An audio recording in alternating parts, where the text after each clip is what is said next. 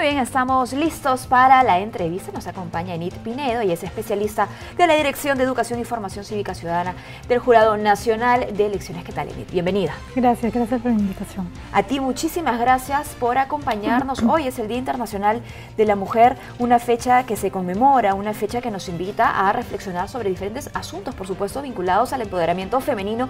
Uno de ellos, pues, la participación política de la mujer peruana. ¿Cuál es nuestra realidad? Y vamos a hablar un poco de esto a través de la comprensión de los mismos procesos electorales. Sí, está bien. Bueno, a ver, empezando por los procesos electorales, pero no solamente comprendiendo que la participación política implica elecciones, ¿no?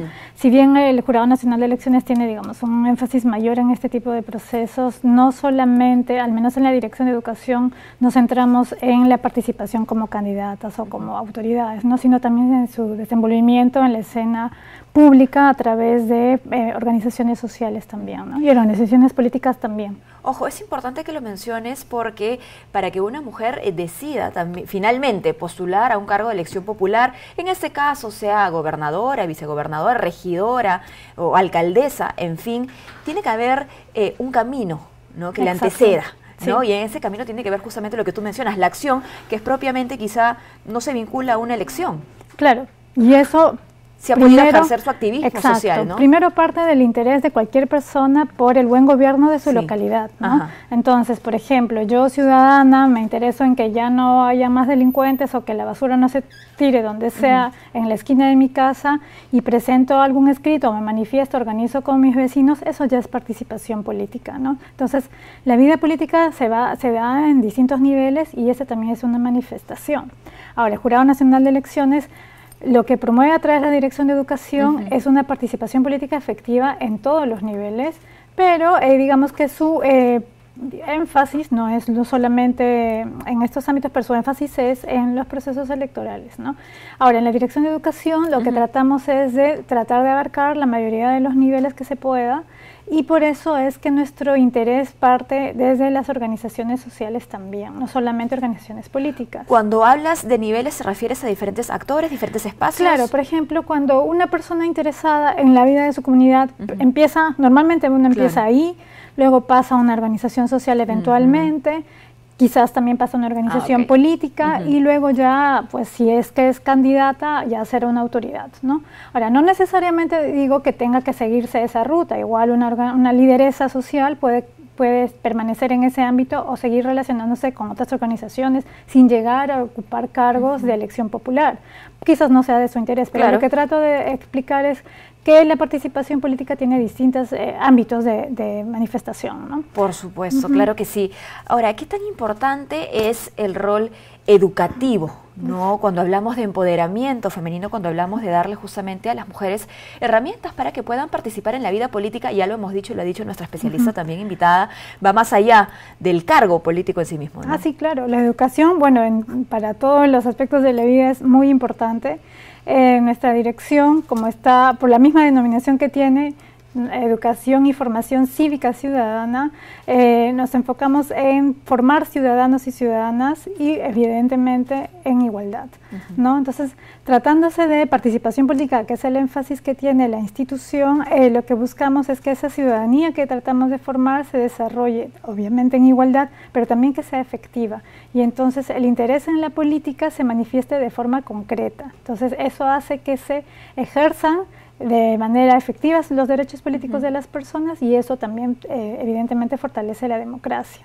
En esta fecha solemos comentar, y está muy bien que lo hagamos, todo aquello a lo que se aspira, ¿no? Todo aquello que quisiéramos para nuestro país en términos de igualdad, pero es importante acompañar esa reflexión de cifras, de datos y de hechos. Claro, porque no solamente basta decir hay una baja o participación, o yo quisiera, etcétera.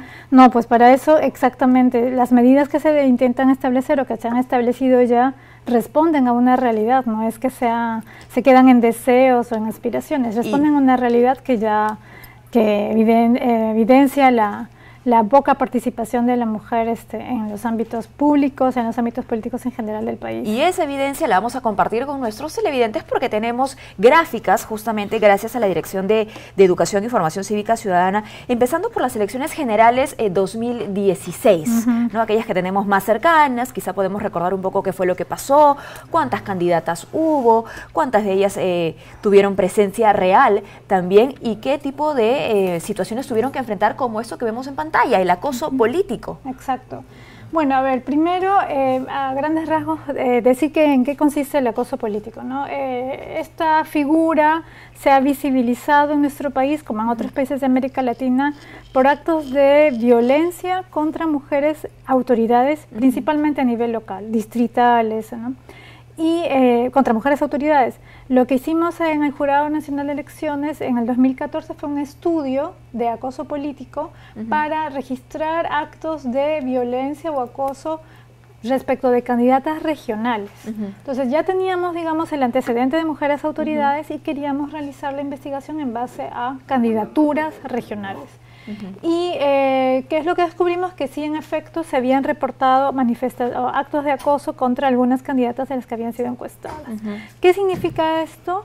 El acoso, digamos, en términos muy amplios, son actos de discriminación o de vulneración de los derechos políticos de las mujeres que hacen política por el hecho de ser mujeres, ¿no? No se trata de cualquier acto que podría darse contra un hombre también que hace política, sino por el hecho de ser mujer. Y ese es el énfasis que hay que resaltar en el caso del acoso político. No se trata de cualquier acto de discriminación, sino que se hace porque son mujeres. Y hay que hacerlo para que no se confunda, ¿no?, con esta pugna que puede haber entre candidatos por diferencias en propuestas, en ideologías. No es eso. No es lo mismo. No es eso. Les pido igual que vayamos poco a poco, ojo, porque estamos hablando de las elecciones generales 2016. Hay aún más datos que compartir antes de pasar a las elecciones regionales y municipales 2014. Por ejemplo, ¿qué pasó en las elecciones generales 2016 respecto a los medios de comunicación?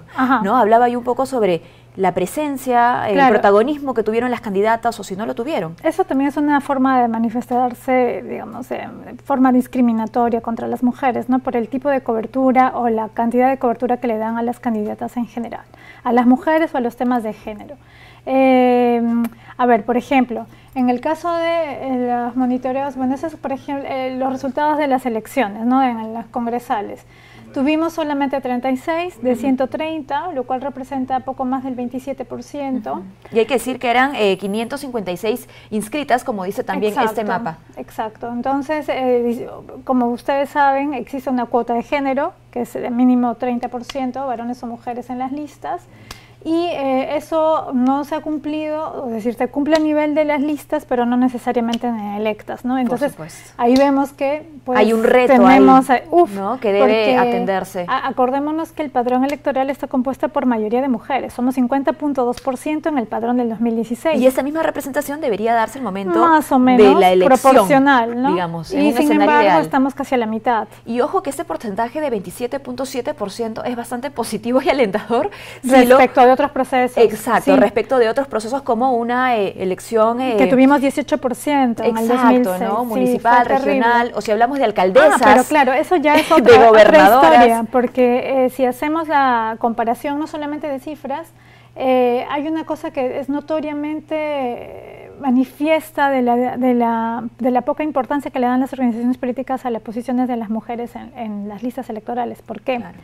Porque la cuota de género se aplica en las partes colectivas, en las regidurías y en las consejerías, en las candidaturas, pero no se aplica a las cabezas de lista, es decir, a las alcaldías o a las gobernaciones regionales. Entonces, cuando vemos los resultados ya de candidaturas y de electas, esto se estrella la realidad contra todo lo que establece incluso la norma, porque ahí donde no se aplica la cuota es donde peores cifras tenemos. Por ello que debemos ser muy agudos, ¿no?, con los números y no quedarnos solamente, pues, repito, en la propuesta, en lo ideal, en los porcentajes, no, incluso dentro de los porcentajes hay que ser mucho más detallistas. Vamos ahora sí, por favor, con la gráfica que habla sobre la cobertura, que fue lo que mencioné, ¿no?, porque sin duda es importante. Claro. Esos son los resultados de acoso político del 2014, de la encuesta aplicada. ¿En qué zonas se registraron más casos de acoso? Y son básicamente Sierra Sur. Bueno, básicamente han sido, bueno, Ayacucho, Apurímac, las zonas donde más se registraron, y lo que había comentado es que se había aplicado a candidatas a cargos regionales. Bueno, para no confundir a nuestros televidentes, hemos pasado ya entonces, hemos dejado las elecciones generales de 2016, la data y gráficas que tenemos, y estamos ahora en elecciones regionales y municipales de 2014. Ojo, que estamos también a unos meses de un nuevo proceso de elecciones regionales y municipales, así que prestemos mucha atención de esto, ¿no? Y hay una cosa ahí que quisiera resaltar también. Estos estudios que se han realizado, el recojo de información, han servido para alimentar el proyecto de ley, el segundo proyecto de ley que se ha presentado en el Congreso sobre acoso político. Y si bien hasta ahora no ha sido aprobado o siquiera debatido, lo que también cabe resaltar es el papel que ha jugado el Jurado Nacional de Elecciones internamente. Es decir, pese a que no hay ley, el jurado, por su propia iniciativa, ha tomado cartas en el asunto respecto a este tema. Entonces, más allá del recojo de información, se ha establecido, se ha elaborado una ruta de atención para los casos de acoso, que obviamente implica solamente a los actores que pertenecen al Jurado Nacional de Elecciones. Y esto implica la Dirección de Educación, la Dirección de Fiscalización y Secretaría General. Entonces, ¿por qué? Porque supongamos que llegara una denuncia de acoso, pese a que no hay una ley expresa, lo que se busca es que no queden sin ninguna atención estos casos, porque se trata de mujeres que han sido violentadas, ¿no? Entonces, nosotros hemos tratado de impulsar esta ruta, y el reto para este proceso es que esta ruta sea más conocida y que sea empleada efectivamente por todos los actores que pertenecen a la institución, ¿no? Los competentes. Y vemos en la pantalla, por ejemplo, ¿no?, en las imágenes de color verde, cuáles son las razones más recurrentes que señalaron las candidatas, ¿no? Claro. Sin que eso signifique una justificación, ni mucho menos. No, claro. Y del otro lado, ¿quiénes son los responsables, ¿no? Digamos, este tipo de violencia psicológica, a veces incluso física, agresiones, estamos viendo, ¿quiénes están detrás, no? Claro, o sea, y ahí algo que hay que también resaltar es que, como cualquier persona podría comprender, digamos, en esa lógica, que el principal agresor o los principales agresores sean tus competidores, que lo son en el primer lugar, pero en el segundo lugar son los que están en el segundo lugar de los agresores son los miembros de su propia organización. Wow. Entonces, incluso no solo tengo enemigos al frente, sino que también tengo personas que me atacan que pertenecen a mi misma agrupación. Entonces, la mujer tiene un montón de frentes de ataque y que, bueno, no encuentra apoyo ni siquiera en su propia organización, ¿no? Bueno, y ojalá se tome conciencia, perdóname, Nit, ¿no? Las organizaciones políticas hagan lo propio de lo que tú decías, ir por encima de la ley. No hay que esperar que la ley se promulgue, ¿no? Que se apruebe como iniciativa propia al interior de una organización. Pueden darse estos lineamientos de igualdad. Promover derechos entre las personas, sean mujeres, personas LGTBI, personas con discapacidad, etcétera, no puede ir en contra de la Constitución. Así que primero está la Constitución y los de dignidad de la persona, y cualquier organización o cualquier persona podría ejecutar cualquier acción para promoción. ¿Se ha visto, por ejemplo, que organizaciones políticas presenten listas de 50-50? Sí. No. Ha habido organizaciones que en algunas listas, no puedo decir que a nivel nacional ha pasado lo mismo, que en algunas listas han procurado algunas listas paritarias, sí, eso sí. Pero es una, digamos, libertad por voluntad propia que tiene la organización. Pero que hay que resaltarlo, ¿no? Claro, que hay que resaltarlo. Incluso si no hay paridad, en algunos casos han presentado alternancia hasta ciertas posiciones, ¿no? Como sabemos, también hay dos proyectos. Sí. Bueno, el proyecto de Código Electoral del Jurado Nacional de Elecciones incluye alternancia, que ya había sido presentado anteriormente, pero por primera vez se habla de paridad.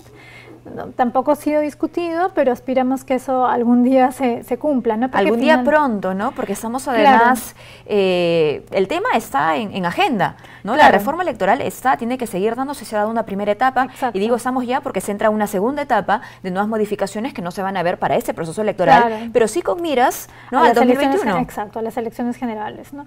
Que implican además otras modificaciones, porque como comprenderás, no basta con establecer medidas, digamos, de cifras, números, etcétera, sino también que van por el lado de la educación, que el jurado aspira también a fortalecer con las organizaciones políticas, pero también con la ciudadanía, ¿no? Claro que sí, el marco normativo en realidad es la base, ¿no? Pero se tiene que complementar con la educación para que haya un cambio significativo, si no... Porque es lo mismo, o sea, digamos, que cumplen nuevamente con todo, ¿no? La paridad, suponiendo que aprobaran la paridad. Paridad y también alternancia, salen electas por decir, 50% en alguna lista, pero igual seguimos con el problema de ya llegan, pero sus propios compañeros de bancada, de las listas electorales, las maltratan, ¿no? Entonces, ya llegué, pero hoy seguimos siendo discriminadas, ¿no? O no son elegidas también, porque podría haber alternancia, podría haber paridad, pero en el imaginario de la gente aún quizá hay mucho machismo, hay muchas cosas con las que también hay que luchar. Sí, sí, por eso digo que, bueno, estamos convencidos de eso en la dirección, que bueno, la educación sigue siendo un rol fundamental, ¿no? Y como decía hace también un buen rato, no se trata solamente de una educación política o educación cívica que partan en los colegios o ya ciudadanía o ya ciudadanos, ciudadanas desde el punto de vista formal, sino desde niños y niñas, ¿no? Se ha escuchado en los últimos días a diferentes personas, líderes de opinión incluso, hablando sobre esta desigualdad, ¿no?, entre hombres y mujeres en nuestro país y que aparentemente no existe, ¿no?, que todo depende de la mujer y que es la mujer la que tiene que hacerse su propio camino. Exacto. ¿Qué opinión tienes, Enid, sobre eso, tú que trabajas de cerca con cifras, con datos, con gráficas que muestran una evidente desigualdad? Bueno, esas personas que dicen eso, me queda claro que conocen solamente a un tipo de personas o de realidad, un tipo de realidad, y generalizan esa realidad como si fuera aplicable a todo el país. Y no es así. Este país, Perú, es un Estado democrático, social democrático de derecho, y así lo establece la Constitución. Y eso implica que un deber fundamental del Estado democrático es procurar la igualdad efectiva de las personas. No se trata simplemente de que, bueno, hay 50% hombres, 50% mujeres y ya cumplí. No, se trata de dar las mismas oportunidades a las mujeres porque no estamos en el mismo punto de partida. No se trata, a una mujer le va a costar más, a una persona ahuajún, a una persona matziguenga que no tiene acceso a los medios de comunicación, no le puedes decir que se abra su camino sola, porque no es así. Entonces el Estado tiene ese deber y bueno, además es un compromiso que ha asumido a través de tratados internacionales de derechos humanos. Claro que sí, bueno, y en el Día Internacional de la Mujer, hombres y mujeres, tenemos que ver esta realidad que tú planteas, ¿no? No la propia, sino la que está también más lejos de nosotros. Exacto. Y además que confluyen otros factores, más allá de la propia discriminación que ya sufren las mujeres, sino ya pobreza, educación, salud, trabajo. Recordemos que el Día Internacional de la Mujer es en realidad el Día Internacional de la Mujer Trabajadora. Nos olvidamos de este último concepto y muchos celebran la feminidad, que no está mal, pero no es lo propio para el día de hoy, ¿no? Exacto, y que se refleja en otros ya aspectos que no sean necesariamente políticos, en las brechas salariales, ¿no? Por ejemplo. Así es. Por el mismo trabajo a las mujeres se les paga menos. Tenemos una última gráfica que es buenísima, además que hace un recuento histórico sobre candidatas que se han presentado en elecciones presidenciales desde 1931 hasta el 2016. Ojalá podamos compartirla, no sé si la tenemos a la mano, porque sin duda, Enid, tú que has trabajado detrás, ¿no?, de esta línea del tiempo, golpea, ¿no? Claro, porque como te decía hace también un momento, la cuota de género que existe desde 1997, empezó por el lado municipal y se aplicó en el 98 por primera vez. Ahí la tenemos. No aplica para elecciones presidenciales. Sí, podemos retirar un poquito la genérica, ahí está, muchas gracias, para poder ver completa la línea del tiempo. Ya, no se aplica a elecciones presidenciales. Y bueno, ahí esos son los resultados, ¿no? Digamos que la primera vez que hubo una mujer candidata, que fue en 1990, todavía no existía cuota de género. Una. Exacto, solo una. Pero en realidad, como en teoría no existe una obligación legal de poner mujeres o colocar mujeres o una lista, digamos, de género en general alternada en la fórmula presidencial, ahí están los resultados, ¿no? Y mira, podemos ver entre 1990 y el 2016 que se duplican la cantidad de candidatos, tanto en damas como caballeros. Sin embargo, pues la cifra relativa a las candidatas mujeres es terrible. Es aplastante, ¿no?, a la realidad, ¿no? Por ejemplo, en 2016, 19 organizaciones, bueno, igual fueron retirando sus candidaturas, retiraron las listas, igual de 19, 2. Claro. 2 nada más, es increíble, ¿no? Bueno, finalmente, Enid, a manera de reflexión, seguramente, ¿qué mensaje podrías darle a aquellas mujeres que en este momento se encuentran ya en preparativos para ser parte de estas elecciones regionales y municipales, quizá desde la candidatura a una gobernatura, vicegobernatura, regiduría o alcaldía, o también desde las bases, ¿no? Militando dentro de una organización política o algún otro tipo de organización. Sí, bueno, en primer lugar, que no se desanimen. Que si encuentran obstáculos, sea en su entorno, incluso familiar o partidario, primero que piensen en que lo que importa más es el país, o en este caso el distrito, la provincia, etcétera, y que nosotras tenemos mucho que aportar en general para que el país mejore. Y luego que nosotros, el jurado, a través de la Dirección de Educación, vamos a implementar acciones de educación, de formación y asistencia técnica para lideresas y también para organizaciones políticas, de modo que su competencia, su participación en la campaña sea lo más factible en igualdad. Muy Entonces, bien. Esperamos que este año, que en este proceso hayan más mujeres electas. Llegaremos a ellas. Ojalá. Muchísimas gracias, Enid, por habernos acompañado. Hemos conversado con Enid Pinedo, especialista de la Dirección Nacional de Educación y Formación Cívica Ciudadana del Jurado Nacional de Elecciones. Cerramos el bloque de elecciones regionales y municipales y hacemos una pausa. No se muevan.